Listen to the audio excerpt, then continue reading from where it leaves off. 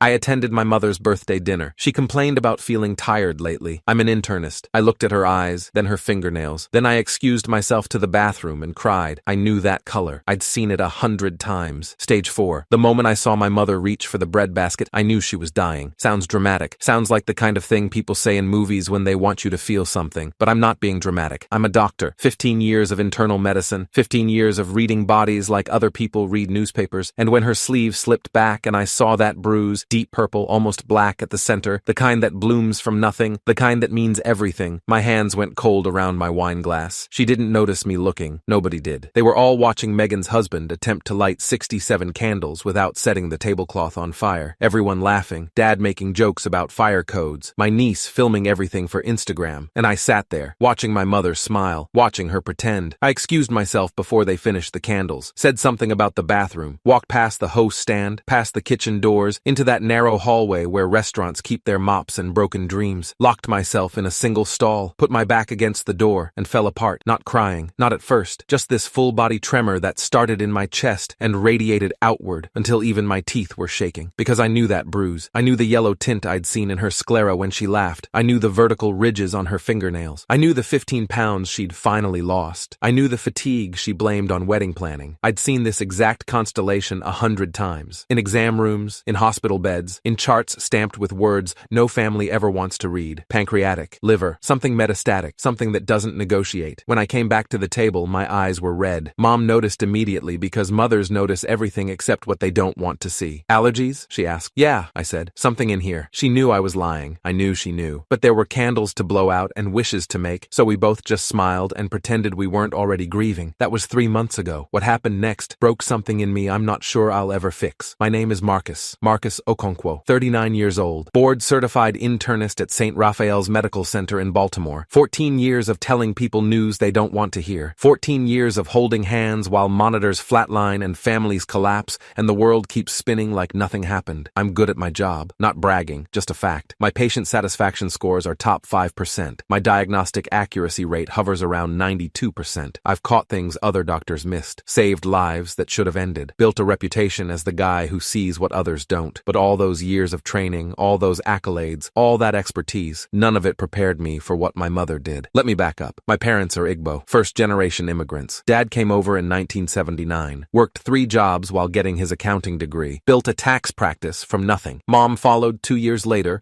taught elementary school for 3 decades, raised 3 kids, held everything together with prayer and palm oil and sheer force of will. We're close, not in some performative Instagram family way, actually close. Sunday dinners that last 4 hours, phone calls that go nowhere but somehow matter, the kind of closeness that comes from surviving together. Mom's 67th birthday was supposed to be simple. Her favorite restaurant, Lucia's, this Italian place downtown she's been going to since Reagan was president. Red checkered tablecloths, candles dripping wax down old Chianti bottles. Owner named Giuseppe who still comes out to kiss her on both cheeks. Megan organized everything. My younger sister, wedding planner by trade, control freak by nature. She'd coordinated the balloons, the flowers, the cake shaped like a rose garden because Mom's been tending hers for 40 years. Even flew in Uncle Emmanuel from Houston. I almost didn't go. That week had been brutal. Lost a patient. 44-year-old father of 3 came in with what we thought was pneumonia. Turned out to be stage 4 lung cancer that had already spread to his brain. I'd been the one to tell his wife. I'd been the one to watch her world end. By Friday night, I just wanted to sleep. Maybe drink. Definitely not put on a suit and pretend to be happy. But it was Mom, so I went. And I noticed. The first thing was the weight. Mom had always been soft, comfortable, the kind of body that hugged you back. But that night, her collarbone jutted out beneath her necklace. Her cheeks had hollowed. Her favorite dress, the green one she wore to my graduation, hung loose at the shoulders. You look great, I said when I hugged her. Lost some weight? She pulled back, waved her hand. Finally stuck to that Mediterranean diet. Dr. Okafor would be proud. I laughed. Dr. Okafor had been telling her to cut back on jollof rice for 20 years, but something in her eyes flickered, just for a second, like a tell in poker. The second thing was the fatigue. Mom's always been a hummingbird. Can't sit still. Constantly moving, hosting, refilling drinks, making sure everyone's plate is full. But that night, she kept sitting down, kept finding reasons to stay at the table while Megan ran around adjusting centerpieces. These heels, she said, rubbing her ankle, should have worn the flats. Third thing, the tremor. Subtle. Most people would miss it. But when she lifted her wine glass, her hand shook. Just slightly. Just enough. And then the bruise. I've seen a lot of bruises. Falls. Blood thinners. Domestic violence I had to pretend not to notice. But this one was different. This one had no cause. cause, no trauma, no reason to exist, unless the reason was inside her. That's when I went to the bathroom. That's when I counted backward from 100, trying to slow my heart rate. That's when I reminded myself that I was catastrophizing, that I was projecting my patient's death onto my mother, that I was seeing zebras when I should be looking for horses, except I wasn't. The next morning, I called Dad. When did Mom last see Dr. Okafor? He was silent for a moment. I could hear the coffee maker in the background, the familiar gurgle of their 30-year-old Mr. Coffee. Last month, I think. Said everything looked great. She told you that? Yeah, why? I paused. No reason. Just checking. I hung up. Called Dr. Chidinma Okafor's office directly. Gave my credentials. Asked about Margaret Okonkwo's recent visit. The receptionist put me on hold. Vivaldi. Then silence. Then a different voice. Okafor herself. Marcus. Her tone was careful. I haven't seen your mother in almost 2 years. The floor dropped. That's not possible. She said she canceled her last 6 appointments. Left messages saying she was too busy. I assumed she'd found another provider. She didn't. Silence. Marcus. Okafor's voice softened. Is there something I should know? No, I said. Nothing. Thanks. I drove to my parents' house. Didn't call. Didn't warn her. Just showed up at 9 a.m. on a Saturday. Still wearing yesterday's scrubs because I hadn't slept. Mom opened the door. Saw my face. Didn't ask why I was there. She just stepped aside, like she'd been waiting. We sat at the kitchen table. Same table where she taught me to read. Where I studied for my MCATs while she made egusi soup. Where she told me she was proud when I got into Johns Hopkins for residency. Where I'd eaten 10,000 meals and never once imagined this conversation. How long have you known? She folded her hands. The bruise had faded to yellow-green, still visible, still wrong. 9 months? 9 months. While I complained about hospital politics. While Megan argued about save-the-date designs. While Dad planned their 40th anniversary trip to Lagos. While we all lived our normal, oblivious lives. My mother had been dying. Why didn't you tell me? My voice cracked. Hated myself for it. I'm a doctor. I could have gotten you into trials. Found specialists. I could have. That's exactly why, Marcus. She looked at me. Eyes tired but clear. No fear. Just something like peace. I didn't want you to be my doctor. I wanted you to be my son. Just a little while longer. The words hit me like a physical force. Every Sunday dinner, every phone call, you just saw your mom. Not a patient, not a case, not a problem to solve. Just me, making your favorite chin-chin, telling you to call that nice girl from church, being your mother. She reached across the table. Her hand was cold, thin. I could feel the bones beneath the skin. I got to watch you live without carrying this weight. 9 more months of having a son instead of a caretaker. But I could have helped.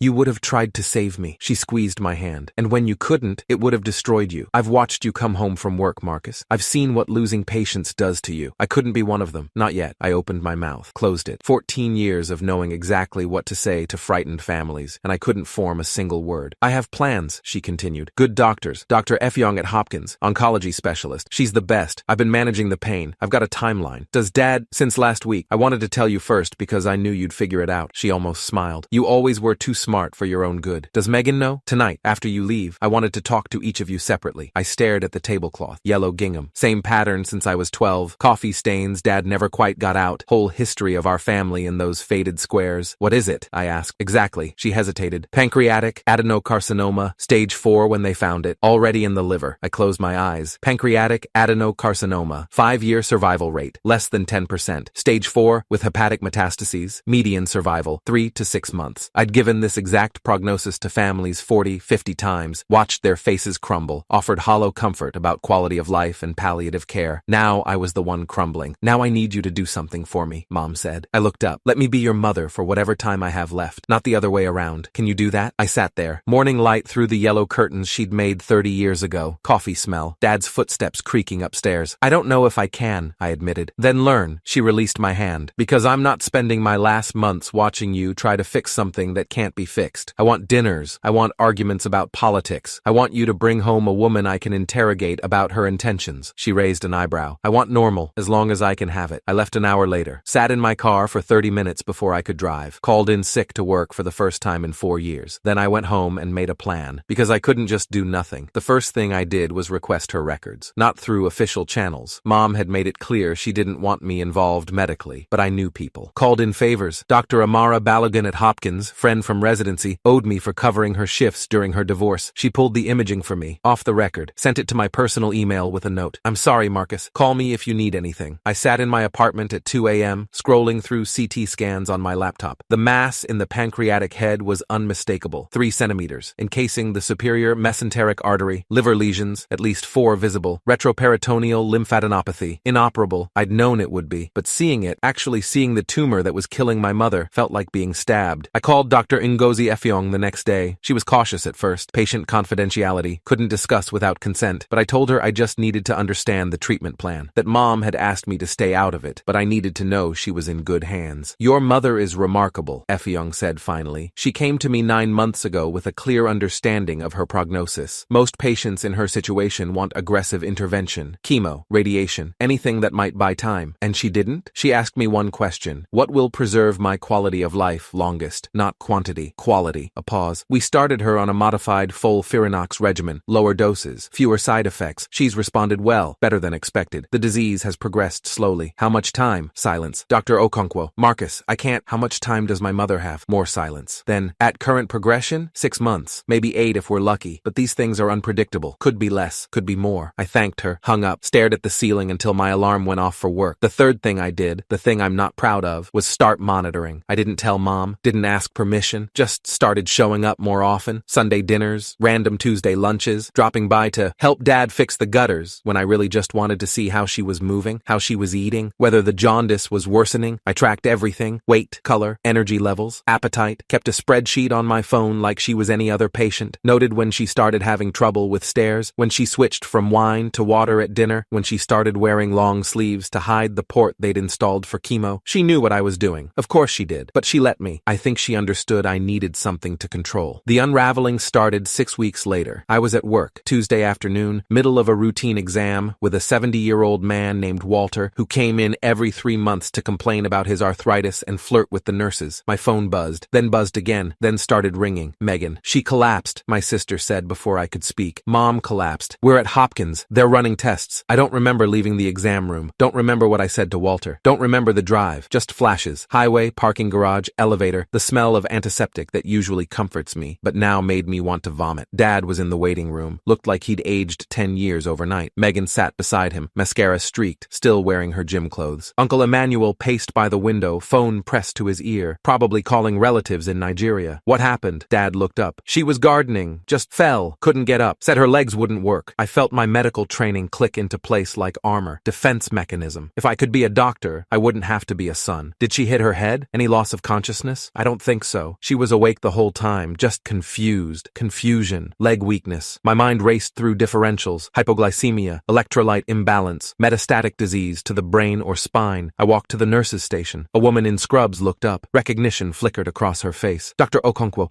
I'm so sorry about your mother. Dr. Effiong is with her now. She asked me to let you know she'll be out shortly. 23 minutes. I counted everyone. When Effiong finally emerged, her face told me everything before she said a word. Let's talk somewhere private. We walked to a small consultation room. Same beige walls, same tissue box on the table, same chairs where families collapse when they hear words like spread and aggressive and comfort care. I'd been on the other side of this conversation 100 times. Now I understood why the families always looked at me like I was speaking a foreign language. The cancer has progressed, Effiong said, more rapidly than we'd hoped. The new imaging shows lesions in her T8 and T9 vertebrae. That's causing the leg weakness. Spinal mets. Yes. Prognosis? She hesitated. In that hesitation, I heard everything. With radiation to stabilize the spine, prevent further compression, weeks to a few months. Without intervention, possibly less. Does she know? We discussed it. She was very calm. Effiong paused. She asked me to tell you something. What? She said, tell my son I'm ready, even if he isn't. The next 3 weeks existed outside of time. I took leave from work. First time in 14 years. My department head, Dr. Rosemary Osei, didn't ask questions. Just hugged me in her office and said, family first, always. We set up hospice care at the house. Hospital bed in the living room where Mom could see her garden through the window. Round-the-clock nurses. Morphine pump for the pain that was constant now, though she tried to hide it. I learned to do things I'd only ordered other families to do. Changed sheets, administered meds. Helped her to the bathroom when she still could walk, then helped her when she couldn't. Megan moved back home. Postponed her wedding indefinitely. Her fiancé, David, came every day after work to help with dinner. Never complained, never made it about him. Dad was the one who surprised me. I expected him to fall apart. 42 years of marriage, 42 years of waking up next to the same woman,